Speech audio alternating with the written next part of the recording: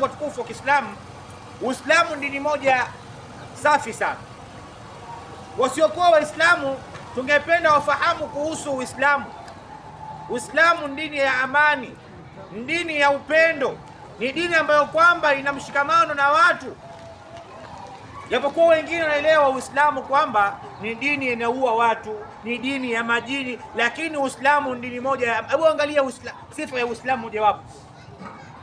Leo Muislamu ukitoka leo hapa Malaba ukaenda Amerika au ukaenda China, Muislamu wa Malaba ukaenda China ukakuta msikiti na wewe ni Muislamu na msikiti huo wa Amerika hakuna imamu, basi wewe Muislamu wa Malaba unaweza ukaingia msikitini ukaendesha ibada, kwa sababu ibada ya Amerika na ibada ya Malaba ya Kiislamu ni moja.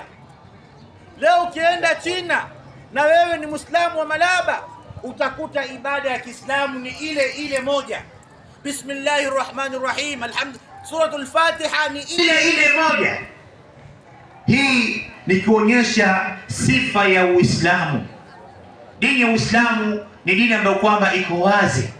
Muislamu hawezi simama mbele ya watu kuzungumza kama hana vitu viwili, kama hauna aya ya Qur'an ama hauna hadithi.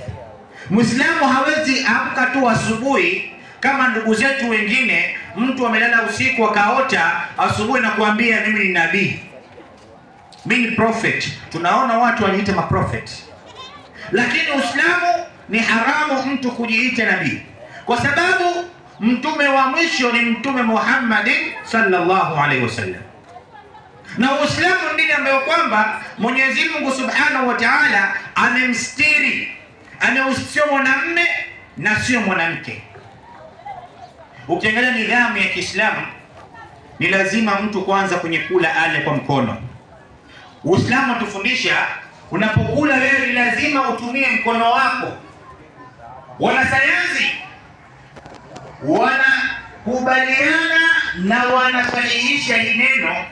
Digestion ya kwanza inaanza kwa mkono, lakini utaambiwa shuleni digestion inaanza tumboni, lakini digestion inaanza mkononi.